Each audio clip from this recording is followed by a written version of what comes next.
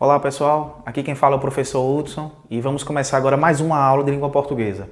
Gente, o assunto da aula de hoje é figuras de linguagem. São elementos importantes que sempre caem na prova do Enem e existe uma grande quantidade dessas figuras. Então eu separei em duas aulas e selecionei as mais importantes.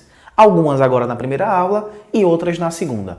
Mas para a gente começar o assunto figuras de linguagem, eu não tenho como discutir diretamente esse assunto. Como assim? Como eu vou falar de figuras de linguagem se eu não vou falar sobre esse assunto? É porque, pessoal, antes eu preciso com vocês discutir dois conceitos de língua portuguesa: denotação e conotação. Gente, quando é que a linguagem é denotativa? E quando é que meu jeito de escrever é conotativo? Vou tentar explicar. Vamos para a denotação primeiro. Gente, denotação é a linguagem objetiva, é a linguagem mais real, aquela que se baseia no significado que já está registrado no dicionário. É uma linguagem mais direta. Eu vou dar um exemplo. Uma manchete de jornal, por exemplo. Quando a gente coloca uma notícia como essa que está aqui, a linguagem usada é a denotativa.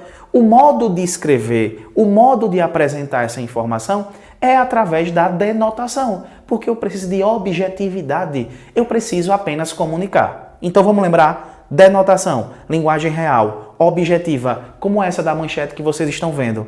Policiais de UPP são cercados e agredidos na Rocinha. Eu preciso ser direto, eu preciso ser objetivo, denotação. Vamos para o segundo. O que seria conotação? Gente, conotação é uma significação mais ampla. Conotação é um significado mais baseado no contexto. É algo que vai além do significado normal do dicionário. Como assim, professor? Vai além do significado normal do dicionário? Pensem comigo. Quando a gente quer dizer que uma pessoa está distraída e a gente fala que ela está no mundo da lua, peraí, no mundo da lua? Não dá para ir até lá.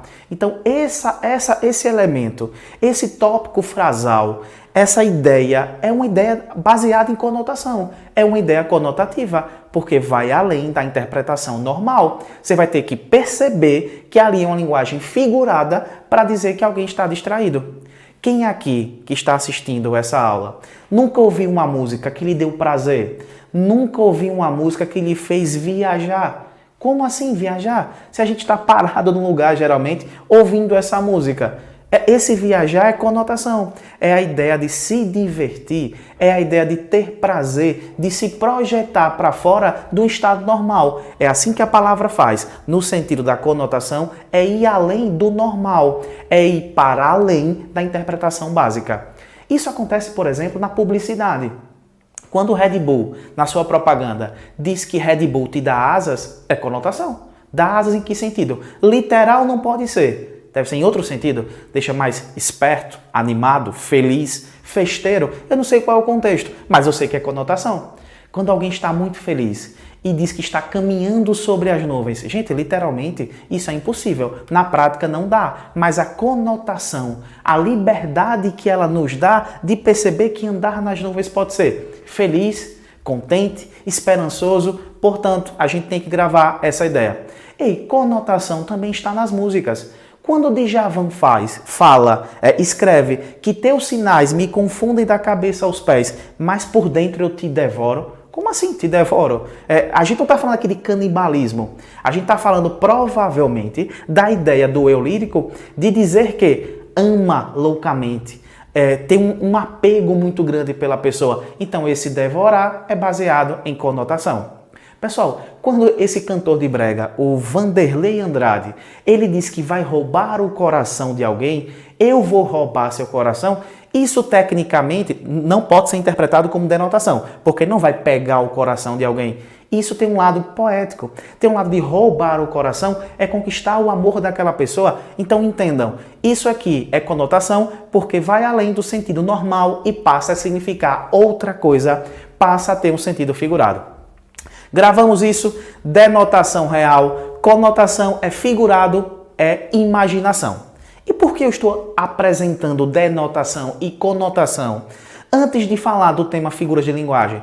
Pessoal, é simples. É porque figuras de linguagem são elementos que nos ajudam a ir além do significado normal das palavras. Figuras de linguagem nos ajudam a ampliar o sentido do texto. E o que é que tem a ver com denotação e conotação?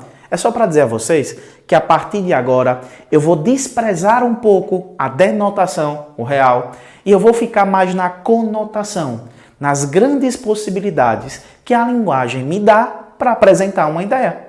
Sendo assim, foquem. Figuras de linguagem está associado mais à conotação, está associado mais ao sentido figurado, a um sentido criativo. Perceberam? Vamos começar? Anotem aí. Primeira figura de linguagem que vamos comentar na aula de hoje é essa. Primeira figura de linguagem, comparação.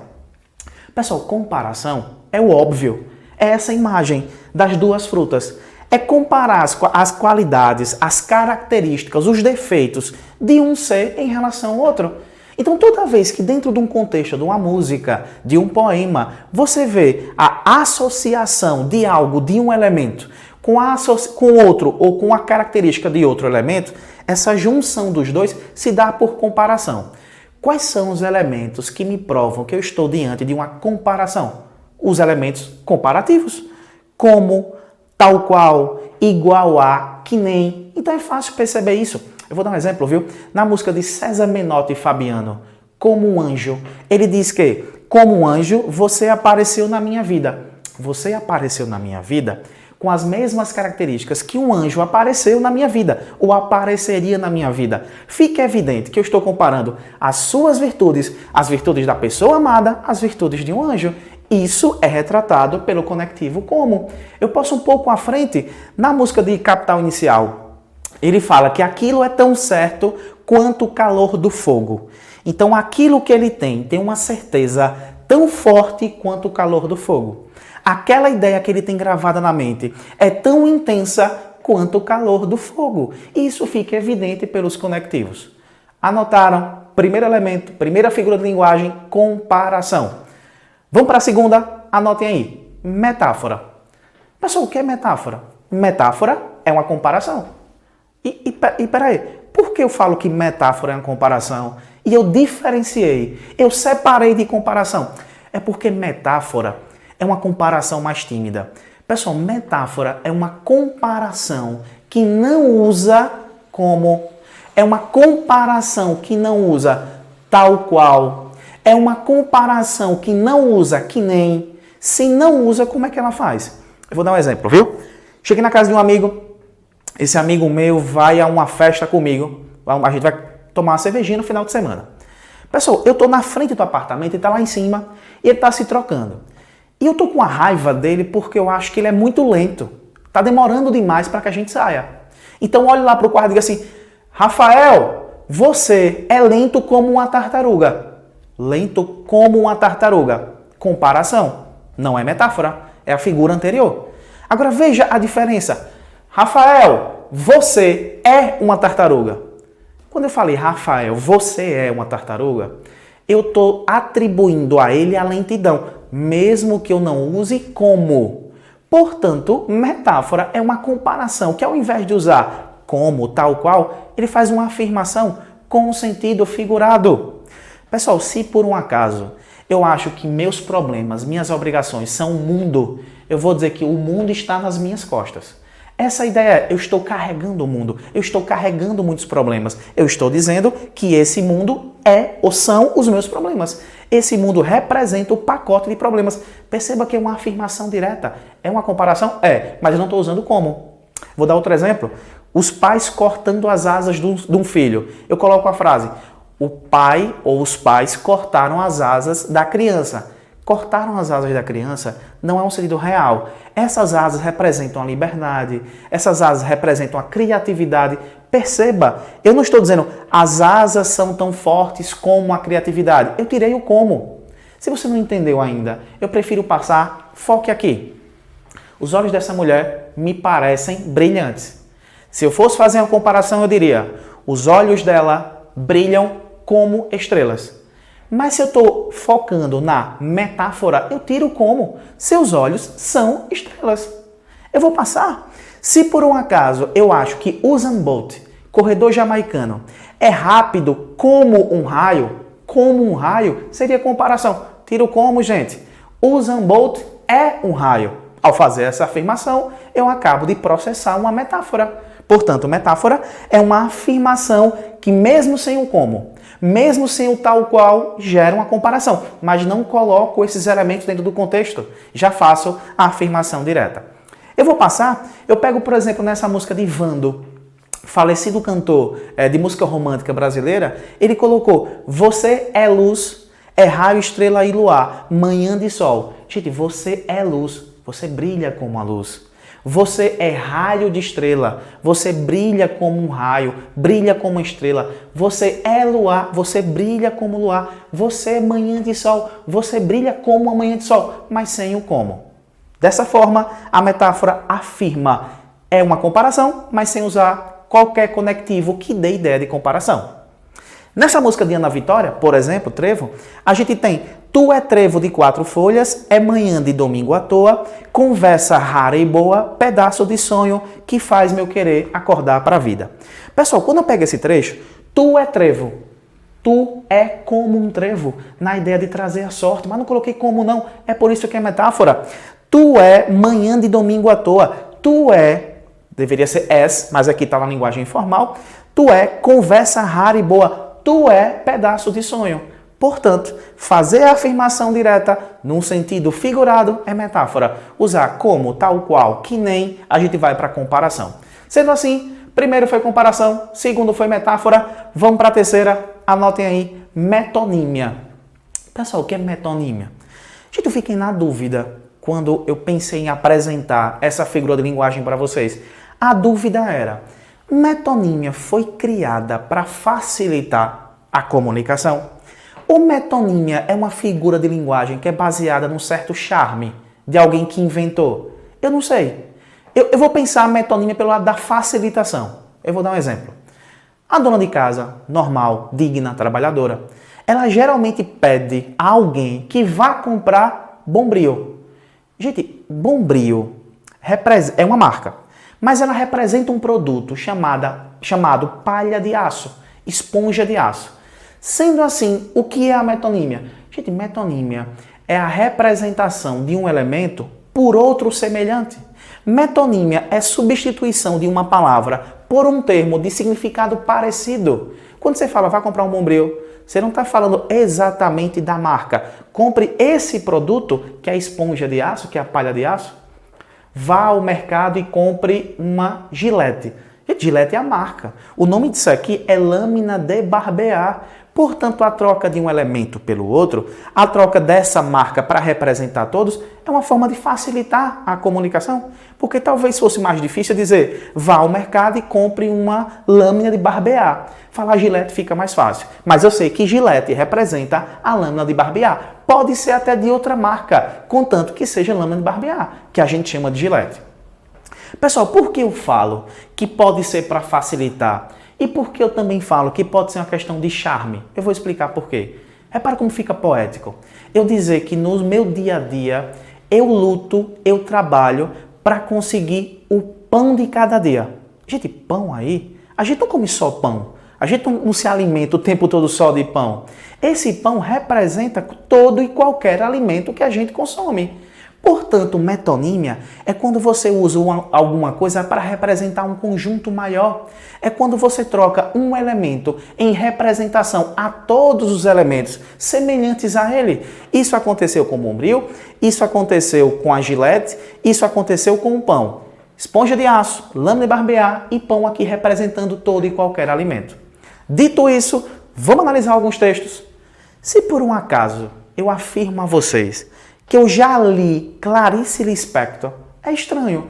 Eu não li a pessoa, eu não li o rosto de Clarice.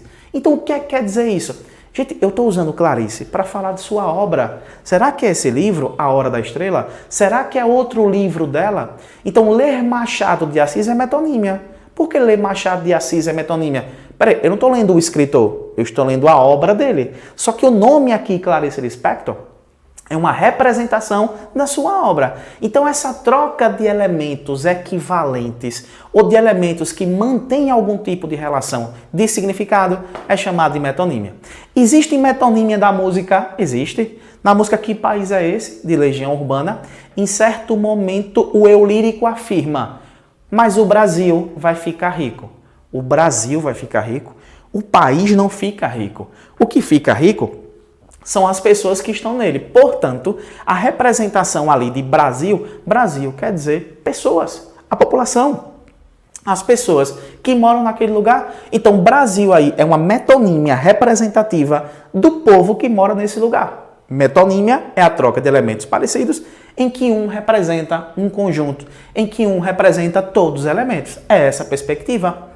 Na música Em Volta da Fogueira, de Projota, em algum momento ele diz que meu sonho é ver os meus irmãos em um bom lugar. Água para beber, comida para comer, um teto para morar. Pessoal, teto, a gente não precisa na habitação apenas de um teto. Nós precisamos de uma casa inteira, mas detalhe, assim como o pão representa todo e qualquer alimento, esse teto representa a casa por completo. Esse teto representa a moradia. Assim funciona a metonímia.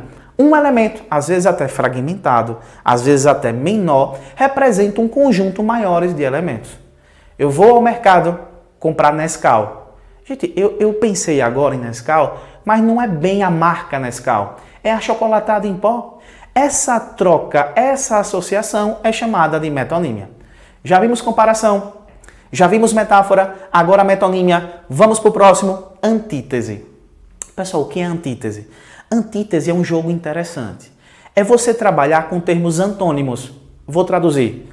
Com termos de significados opostos. E por que eu posso trabalhar num texto com esses elementos de significados opostos? Porque a vida é feita de opostos. Dependendo da situação, fica interessante demais, numa poesia, por exemplo, eu usar elementos que se contradizem. Melhor, não que se contradizem, mas elementos que trazem ideias diferentes ou possibilidades diferentes, porque a vida é feita delas, dessas possibilidades diferentes. Por exemplo, é num contexto eu usar frio, quente, alto, baixo. Se você não está me entendendo, vamos lá? Eu pego a música de Vitor e Léo, eu tenho meu eu em você. Em algum momento da música ele diz: sou teu ego, tua alma, sou teu céu, o teu inferno, a tua calma. Eu sou teu tudo, sou teu nada, minha pequena és minha amada. Depende do contexto, depende da situação, o eu lírico entende que dependendo da fase do relacionamento, ele pode ser o céu da pessoa amada, ele pode ser o inferno da pessoa amada. Uma coisa não anula a outra. São situações, são momentos distintos, são momentos diferentes.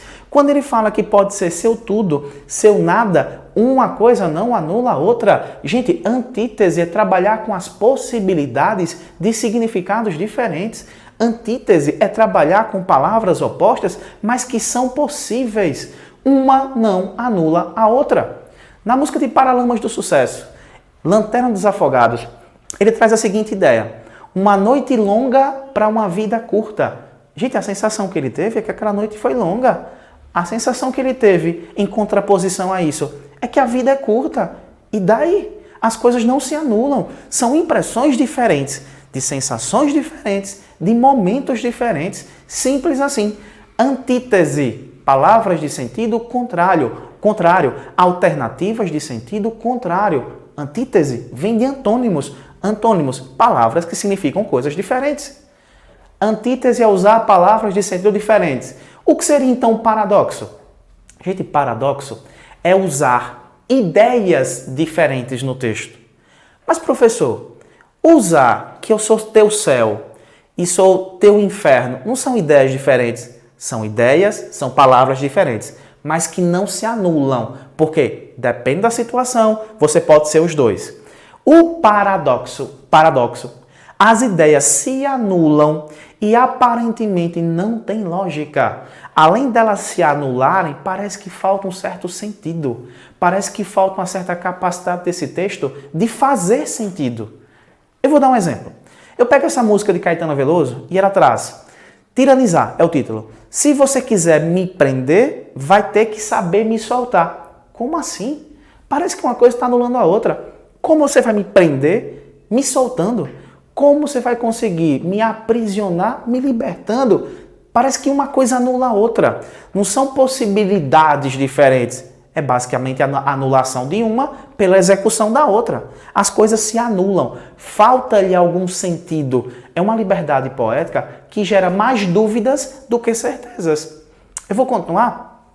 Na música de Cássia Eller, Mudaram as Estações, ela coloca: se lembra quando a gente chegou um dia a acreditar que tudo era para sempre, sem saber que o para sempre sempre acaba. Como assim? Como que era para sempre, sempre acaba? Se é para sempre, não era para acabar. Perceba, não é usar palavras opostas, é usar ideias que basicamente se anulam. Se é para sempre, não é para acabar. Se eu estou usando ideias que se anulam, é paradoxo. O paradoxo é a ideia de anulação de uma ideia pela outra, eliminação de um pensamento pela outra. E parece uma falta de sentido. Professor, o que é que o autor dessa música, que não é propriamente Cássia Eller, é Renato Russo, quis dizer com a anulação, com essa ideia de que o para sempre sempre acaba? É a liberdade dele. É a contradição que o indivíduo vive. Ele quis demonstrar isso. Então, ideias que se anulam, paradoxo. Palavras opostas que nos dão alternativas, antítese. Tem essa diferença. Vou passar a última de hoje, personificação ou prosopopeia. Pessoal, um texto com personificação, um texto com prosopopeia, ele é fácil de ser visto. Sabe por quê? A gente está acostumado com elementos visuais da nossa cultura que são feitos com personificação. Quem aqui nunca viu na grade de televisão voltada para criança desenhos como Patrulha Canina, Tartarugas Ninja? São elementos irracionais que trazem consigo características humanas. Na literatura, nos textos, personificação ou prosopopeia é dar a seres inanimados que não têm vida ou seres irracionais características de gente, características humanas. É quando, por exemplo, num desenho a lua conversa com o sol. É quando, por exemplo, numa música da banda Calypso, Joelma cantando, ela diz: a lua me traiu, acreditei que era para valer, a lua me traiu, fiquei sozinha e louca por você. Nessa música, a lua traz para si uma condição humana de traição, de decepção da outra pessoa. Então, trazer essa característica humana para a lua é personificação, é prosopopeia. Eu vou além. Eu pego, por exemplo, essa música do Lulu Santos, que é De Repente Califórnia. O vento beija os meus cabelos. As ondas lambem minhas pernas. O sol abraça o meu corpo. Meu coração canta feliz. Perceba, é dada uma condição humana ao vento, às ondas, ao sol e ao meu coração. Em qualquer texto que haja esse elemento de trazer condição humana a ser não humano, a gente tem personificação ou prosopopeia. Pessoal, só para recapitular, a gente viu hoje comparação, a gente viu metáfora, a gente viu metonímia, a gente viu antítese, vimos paradoxo e terminamos agora com personificação ou prosopopeia.